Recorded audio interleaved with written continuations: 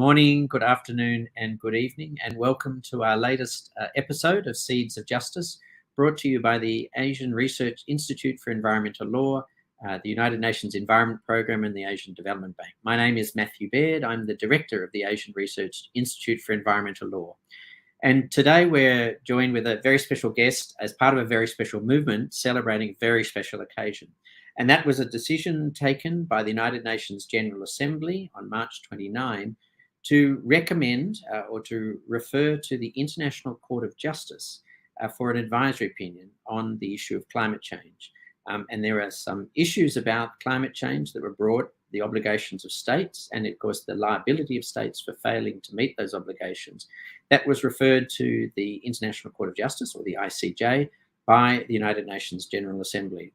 And it was a really exciting day for those of us who are working on climate justice and climate change litigation, climate change law, because it was the first time that the United Nations General Assembly had referred this matter, or a matter on climate change, to the ICJ. And so this was a campaign brought by the World Youth Justice Coalition, and the country that led it, the country of Vanuatu, were ultimately joined by 132 states that co-sponsored the resolution. And when it finally came to the resolution in the General Assembly, it was passed without dissent or objection. So it was a great victory for both the countries that had led the charge, including Vanuatu, and for the amazing individuals and young people who had worked with some wise heads and those countries to bring that advisory opinion to the United Nations General Assembly. So it's what we could call a great win. And so I'm joined now by Aditi Shetye, who was one of those young environmental lawyer champions who brought the resolution, I think, to a successful close and a successful opportunity, I think, for then the ICJ to deliberate and provide an opinion on climate change and climate justice. So Aditi, welcome to our program. Thank you so much, Matthew. Thanks for having me, and also for the kind introduction. Oh, no, it's great. I mean, because too often we get a lot of those, the challenges and the difficulties we have, but this was a real win. I mean, it was also shortly after there was again another resolution of the Human Rights Council about human rights and the environment, and again, climate change is one of those key issues on human rights and the environment. So it's been actually a good month, at least for resolutions on climate change and climate justice. I'm also have just appeared on a program with the United Nations Development Programme with Her Excellency Union from Indonesia, who is the chair of the ASEAN Intergovernmental Commission on Human Rights, looking at the idea of climate justice. So, it's clearly something that has come on the agenda, and I think it's a great tribute to you and to the other organisations you've been involved in, because it really has changed the sort of the level of debate. So Aditi, first of all, could you introduce ourselves and really how you came to be in this situation of talking about a resolution of the General Assembly? Sure. Thank you so much. So I'm actually originally from India, Mumbai, and I had just started practicing civil and criminal litigation in Mumbai at the High Court, and then I was still doing a postgraduate diploma in national environmental law and policy, just because I was interested in it academically.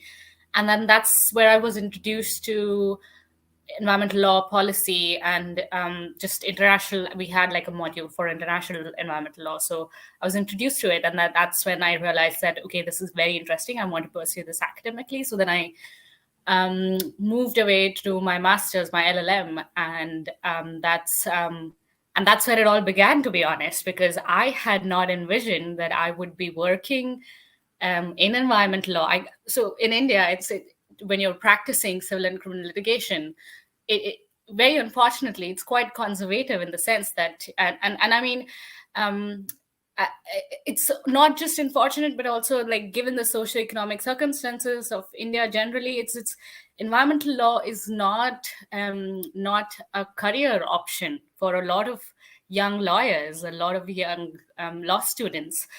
So all that being said, did not know how I could get into that space. And when I started doing my LLM, my supervisor, Francesco Sindico, introduced me to these few other young law students from other universities, Aoife and Eula and Nicole. And they were like, oh, they're called World's Youth for Climate Justice. And they're writing this report on human rights in the face of climate crisis. Would you guys? And he just asked our cohort, like, would you guys want to contribute to that? It seems interesting. And they're like, campaigning for the ICJ AO resolution and all of that. So I was like, sure, let's see what it is.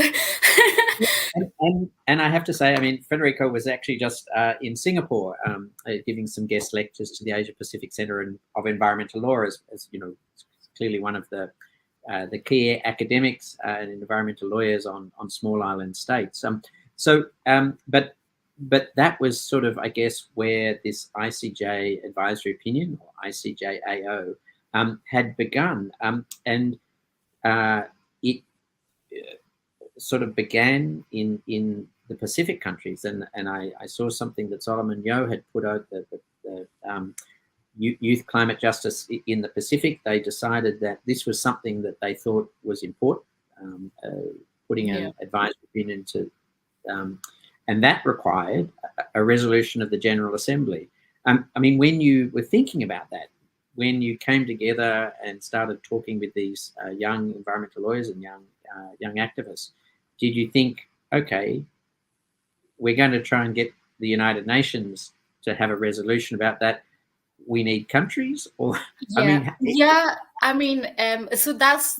that's how I was introduced to it. I came on board in 2020, I think, and as you rightly said, Solomon and a few other people from the Pacific, Vishal, Sahil, Dylan, a lot of students from the University of University of South Pacific in Vanuatu. They had already banded together as Pacific Island students fighting for climate change, and I think in 2020, they went to the Pacific Island Forum, and that's where the government of Vanuatu picked it up, and they were like, this is something that we really need, and we need to do, because it's, for a lot of climate vulnerable countries, it's literally about existence and about home and land.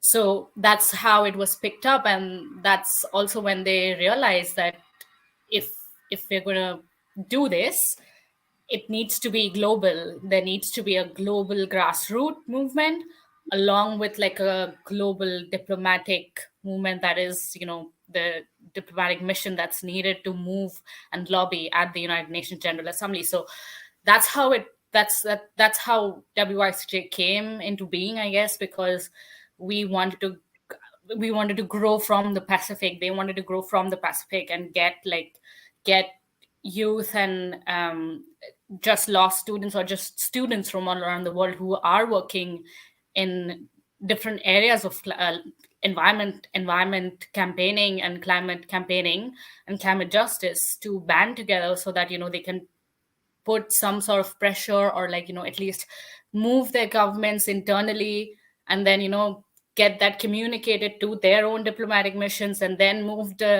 it was like a ladder that we had to climb, and it was like a massive well, and we could see the sunlight, but we were like really at the bottom. So like it took a lot of while, but I mean, it was so rewarding and validating at the end.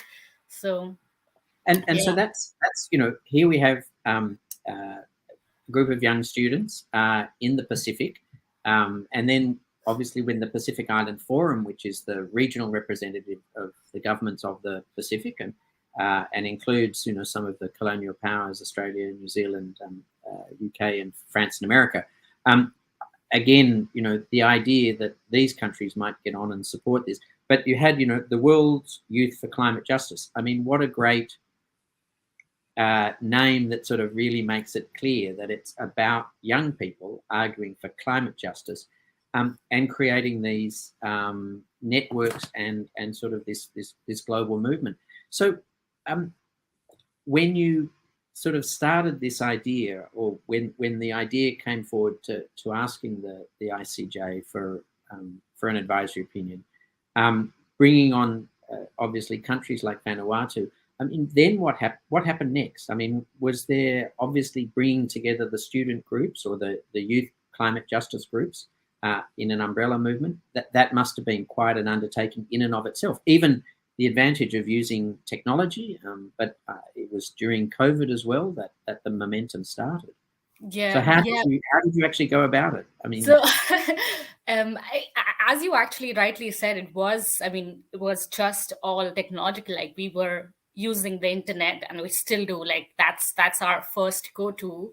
I mean, as we've grown over the years, yes, we are present physically at international conferences, talking to diplomats, this, that, but during COVID, none of that was possible. So it was just emails, LinkedIn, and Instagram, and it was literally social media that we used to get to spread our word wide that this is a campaign that we are doing, we are working on. We would like support from law students, from universities. And that's how we wrote our legal report, like WICJ's legal report, the Human Rights in Face of Climate Crisis. That's how we wrote it. We were around, I think we were 18 or 19 students from 8 different universities across the world. And I don't even remember meeting everyone at the same time on one Zoom call, because I don't think that was possible time zone wise. So we had this Google document where we were just attaching our names to the sections, and we're like, okay, we're going to write this and we're going to write this. And then in the end, it was just all synchronized by Ifayula and like me and a few other people who like edited the report. We met online again and we edited it, and that's how it was born. And then since that time, I think all the people who worked on that report are still together. We still, like, the traction that we got, that was just before COP26, and then we were there for COP26, and we showed our report, and we launched it at the high level political forum, and then at COP we were there. And because it got the kind of traction from academics and lawyers, and even we during COP we had the chance of taking it to diplomats. And that's how we tried to do it. We reached out to diplomats at the pavilions, like the Benelux pavilion or the Commonwealth pavilion. We were like, you know what, this is what we have, this is what we're doing. And some of them responded very positively, some didn't, because it was still in 2021. It was still very young. One or two had just announced that they're going to take it to the UNGA. They were still forming their legal team and all of that. So no one knew what's happening. And everyone was like, do you still think that the ICJ will give such an AO? And do you think all states will come on board at the UNGA? These are the questions that we got in 2021. Like, how are you going to make all the states vote yes to this? Because they don't. And, in 2011, Palau and Marshall Islands tried to do that, and they didn't do it. And they unfortunately did not do it. And I'm like, that's exactly the reason why that we need to do it now. In 2011, it could have been appropriate time to do it, but, And COP26, wasn't necessarily a good COP for the climate. So in some ways, you were still promoting the idea that this was a positive opportunity for states to come on board, as well as states outside of the Pacific. And as I say, I used to be a youth activist, and a youthful environmental lawyer, and that was many years ago now. But back then, most people said, Matthew, thank you for your innovative ideas. Come back in a few years' time, or come back when you've made a partner or a senior lawyer, and then let's talk about it. Clearly, you decided not to wait for that, and so I'm really interested. Were people encouraging you because of your, did people encourage you as young people, or did people discourage you because they said, well, you're young and this requires a General Assembly resolution, so maybe come back in a few years' time? I mean, I can say that there are two sides of the coin. So there were a lot of people who actually did support us, and there were people who did not pay as much heed. But I think it's important right over here for me to highlight that the people who did support us were senior lawyers, were senior academics who've been people such as yourself who have been, working in this field for, I don't know, 20, 30 years, and who've seen what they've seen and have this experience and knowledge. And they came to, like, they didn't, I mean, when we approached them, they showed their support, like people like David Foreman, people like Tony Oposa, people like the Minister of Justice of Rwanda, Emmanuel, I'm sorry, I cannot pronounce the last name properly, but so I'm not going to try. And yeah, there were people like him. There were people like Sir David Boyd. There were people like Christina Figures, and these kind of big names. They came and they were like, what? No, you're doing the right thing. You try as much as you can, and we'll support you. We'll do what we can, and that was something that encouraged us. And I also think that when I was still in uni, like I just finished uni 2 years ago, but while I was doing my LLM 2 years ago, I realized that, I was much more positive, and a lot of students are much more positive, and they're much more optimistic than, as we just get into the workspace and the work field, because I think we're still not, jaded by the whole processes and the just the nitty-gritties of how things should be done politically, the bureaucracy of everything. I think we appreciate that, but we still are like positive thinking that this is something that we can push. I think that's still there as youth, as young people. And that's clearly a really powerful driving force to say, well, as you said, it's the bottom of a deep well, but we've got a ladder, and we know we've got to climb up. So that's what we're going to do. So I was, because I remember when Tony Oposa came to us through Palaburo and said, look, is this something that you could, that Ariel could be involved in? My first thought was, of course. And the second thought I said was, this is really exciting. And because it as a lawyer, obviously we exist in a legal structure that may not be as action oriented, but as someone who ran some of the earliest climate litigation in Australia, and this is going back 15, 16 years, it didn't change our federal government's policy, but it just meant that we now have known for 15 years how much damage we've done to the environment. I was fortunate that we ran a number of cases in New South Wales which did change state government policy on planning and climate change and climate adaptation. But it in the years that we ran those early climate litigation cases, Australia's coal exports have tripled. So clearly not successful on the big picture. So that's why I find this advisory opinion just so exciting. And we met with Nicole Ponce and others and saw that their amazing work that they were doing in the Philippines and Southeast Asia. So for me, it was really exciting. And that, I guess, was something else that I thought was really interesting, that this youth coalition also included, the wise heads, people like Dave Foreman and Tony Oposa, who had some experience within those really strange mechanisms, both of political lobbying and also, the ICJ, what it might be. How did that sort of come out? How did it sort of No, definitely. I mean, as I said, like when we realized that, when we approached these people, and we approached these people only because like we knew that, they've, like Tony Oposa or they have, like, they've been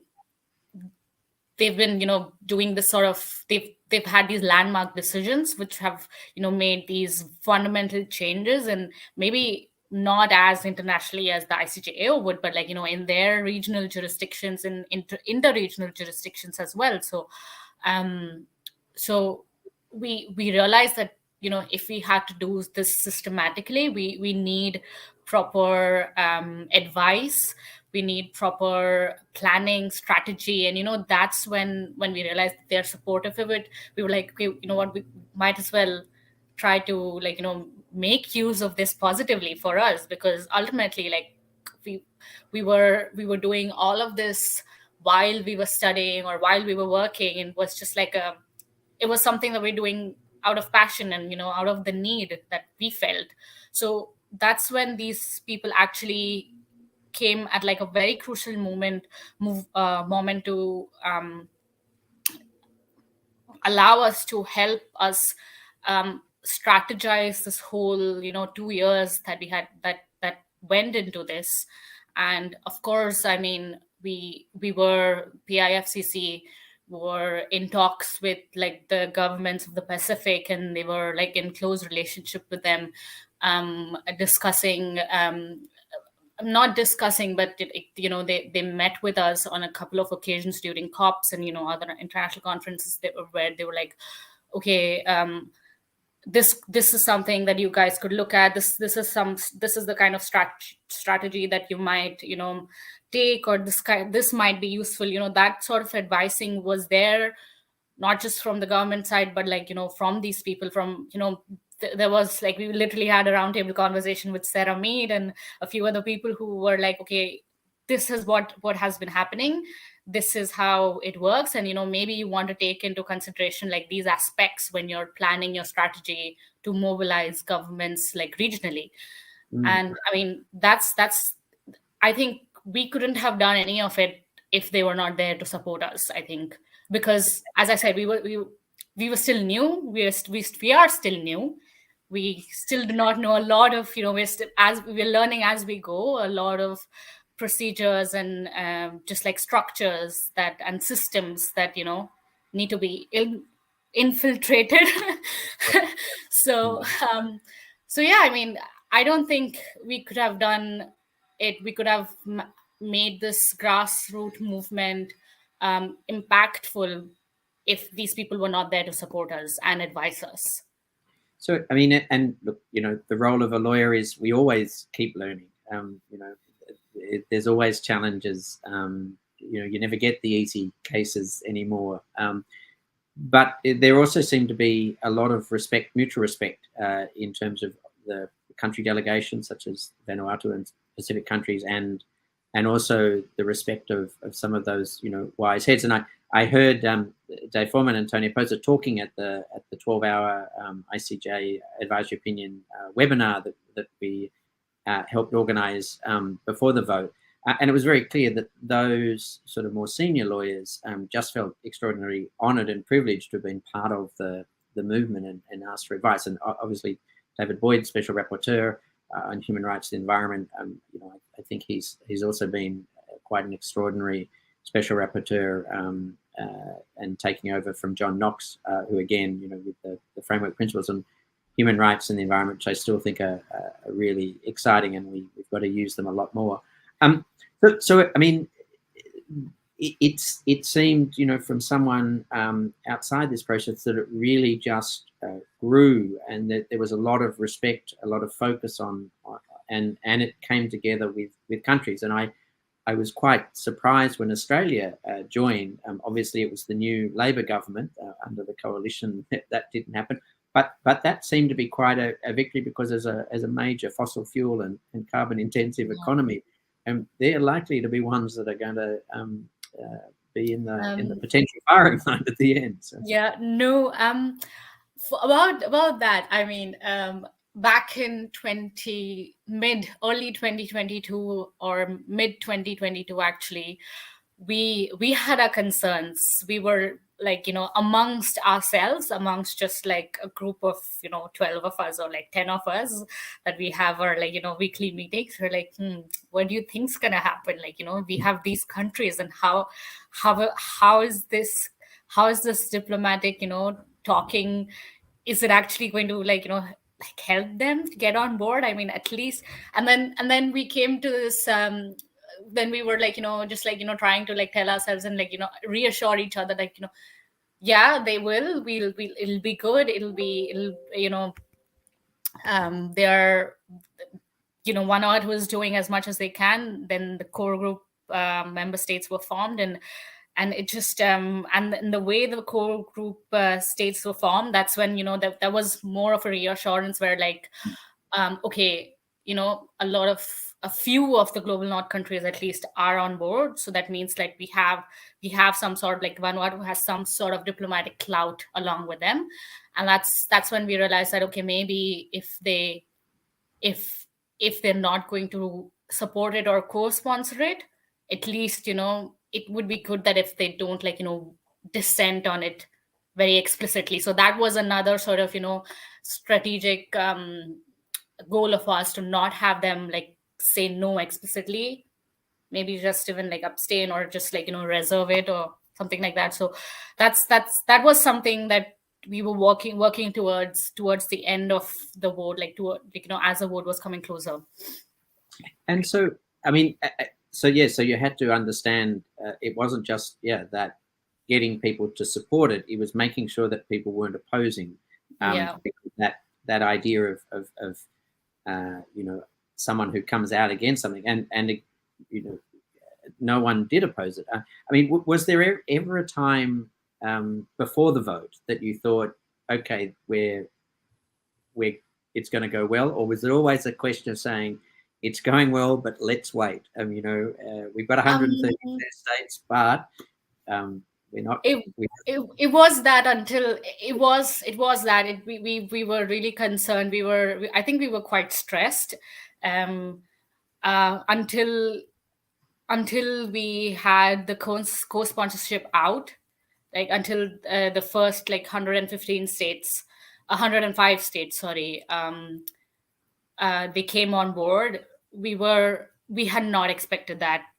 We were like, amongst us, we were like, this state is going to say no, this one's going to say no, this one's going to say. We literally had a list. And we were like, you know what? Even if they're saying no, we need all, and because X, Y, Z are going to say no, we need to have the rest on board. And that was the sort of, that's how we were envisioning it.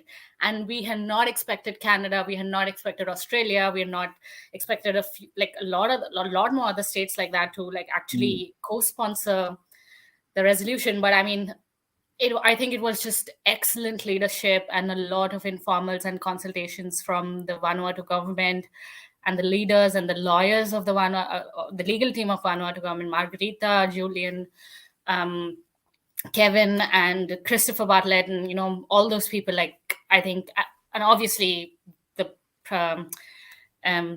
government itself, like the cabinet of Vanuatu. I mean, I think it was just excellent leadership towards the end. I mean, all throughout, but especially towards the end, to like stick with the hold their foot, like putting their foot down, holding their stand, and just like going forward with that sort of excellent leadership. I think that was phenomenal. I mean, and that's sort of great to hear, because I think the role of the Pacific countries has been quite strong on climate and climate justice, because obviously as countries most significantly affected by climate change.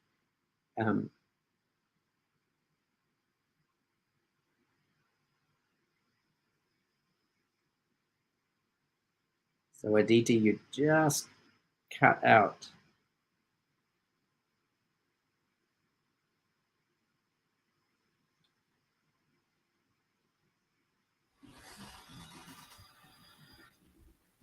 Hi, Aditi, are you back again? I'm so sorry. I'm so sorry. It just cut off. That's okay. The joys of information, because that's also something that I've been doing things in the Pacific. The internet connections can be challenging. But yeah, it seemed that this was a great leadership of Vanuatu and also the Pacific countries, Pacific Island Forum, that it really showed that commitment to climate justice and trying to respond to those challenges, especially the Pacific Islands as those that have least caused or been responsible for climate change are going to bear the burden, which I think is why the climate justice issue is so important. So I guess just before we close, what happens next? What's the next sort of stage of the resolution and the role of the ICJ? We'll obviously have hearings. States will be presumably able to attend. Civil society won't be able to attend. But will there be opportunities to put in amicus briefs or help on research or help governments in putting forward their... Yeah, that's a very good question, and that's actually like how we're planning our second phase of our campaign. Is the first thing that we will actually soon publish is what we are calling it a Youth Climate Justice Handbook, and it is essentially going to be 3 documents that we have we've authored along with a few international lawyers with the Sebin Center at Columbia. And we're hoping, and I mean, the purpose and our hopes of that document is to be as such that, it'll feed information to states because, as you rightly said, we cannot physically and we cannot be there, and we cannot be as parties, we cannot join the processes of the advisory opinion and in the submission. So we're hoping that this can help states formulate their submissions. And we're also hoping that, a strategy would be like to get this to as many states as possible who will then, put forward submissions that are positive. And, as we were earlier discussing, like we want the opinion to be a progressive one. We want the opinion to be a creative interpretation of the laws that already exist, because I think we have a lot of international laws. I think we have a plethora of international laws that are aimed at protection and preservation and also like towards climate justice, but like we want them to be materialized even more than they already are. And that's the reason why we want like this this book or like this document to be utilized in that way. So that's one aspect of it, and the other aspect of it would be just getting on as many states as possible to make these submissions. And while this will take while I do appreciate that this will take quite a bit of time, and I mean the ICJ usually takes about, I don't know, anywhere between 1 to 2 years to give an opinion. And the more the states make the submissions and the oral proceedings, I think the longer it'll take. But I think doing that is very important at this stage, because based on those, we'll get a certain type of opinion.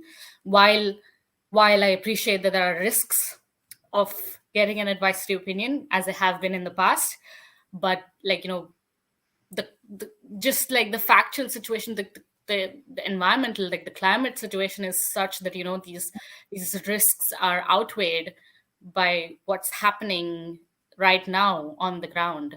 And I think as grassroots, we'll be trying to, push that as much as we can. And yes. Yeah. And I mean, and I certainly think, there will be things happening over the next 2 years. We've got the International Law of the Sea Tribunal that's been asked for an advisory opinion. That might also come out focused on oceans and issues surrounding oceans acidification and destruction of corals. Inter-American Court on Human Rights, again, has already come out with a number of opinions on especially Indigenous people's rights and environment rights and the human right to a clean environment or a safe environment. So, I mean, I think there are these really interesting things, and potentially, I guess, they may either inform the ICJ's opinion or the ICJ's opinion may inform that.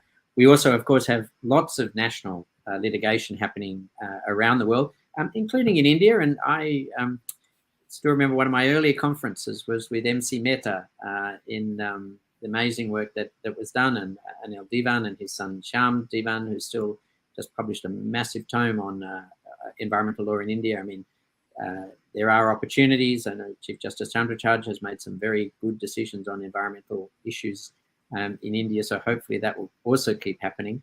Yeah, but it's very funny that you point that out, because I mean, it's the judiciary has always, like, since the 70s, 80s, the judiciary has been so active, and I mean, along with the Inter-American Court that is in Latin America, like a lot of South Asian courts are always referred to be as, like, activist courts. But very funnily, India still does not have its own climate change legislation, like act. And it's just interesting how that plays out in, like, national jurisdictions, in national in, like, court cases that that get into that get, like, the issue of climate change that actually is not really there in like legislations of India specifically. So I mean, the kind of, like, the courts, the way the courts are, like, playing it out, and, like, it's quite interesting. And I'm very appreciative of these judiciaries in India and Nepal and Pakistan, in the Philippines, and in a lot of South Asian courts where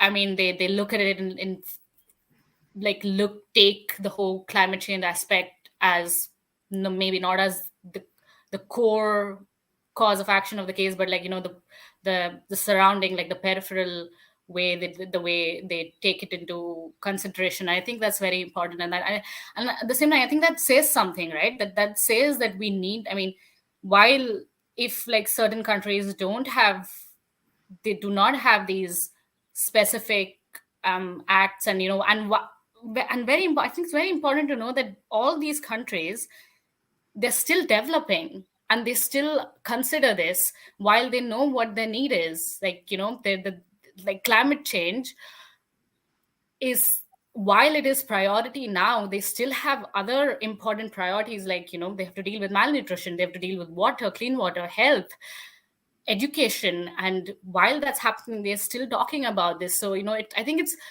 it's more of a reason why, at an international fora, like the ICJ should have a positive and a very, like, have a positive sort of progressive opinion, and not another reason why they should, like, the risks outweigh the need. And I do think, I mean, we used to quote Justice Weramantry's sort of dissenting opinion, where he talked about, all of the environmental things, the important things that matter. And I think we've certainly come a long way since those early decisions, in nuclear tests and elsewhere, where, we have a number of key principles, like the precautionary principle, the polluter pays principle. But more importantly, we have had since 1992 a framework convention on climate change. I think at this point of time, we have to say we failed in our objectives of stopping or preventing temperature increase. And certainly now we see people sort of saying, oh, maybe we can live with 2 degrees. And so we realize that, I mean, and so I have a feeling that this is obviously an interesting backdrop for the International Court of Justice, the ICJ, to do with that. I don't know how many true environmental lawyers are there, but there will be good advocates, I'm sure, who will be bringing the cases. And as we say, it'll be at the backdrop that climate litigation everywhere is ongoing. But as you point out, India and other countries, they're still clearing their forests. They're still allowing coal mines to go ahead. They're still transitioning to natural gas. There are things that are happening that are still causing greenhouse gas emissions and methane emissions. And unless we bring those under controls, we are, on a dangerous slope, as the IPCC has said. And again, this is something, I guess, that the ICJ can probably take note of, is the I mean, well, this is my personal opinion. This does not reflect. I'm just giving a caveat here, a disclaimer. Does not reflect the organizations that I work with, their view. But I mean, I think personally, I think it would be great if they materialize and sort of interpret, like, certain principles, like common of retention and differentiated responsibilities and respective capabilities, and principles like that, or like the no harm rule, and just develop it further and synchronize these things together. I think it'll be very interesting to see what comes out of it, and how it all unfolds, especially as you said, like forests are still being cleared in like Indonesia. In India is still promoting coal mine and like phasing down fossil fuel, but at the same time, I mean, a lot of these countries need certain kind of economic development, and while they do need it, I think they should all, I mean, a lot of developing countries are still trying and just adjusting to how they can, reflecting on how they can make this transition good, and what their need is, and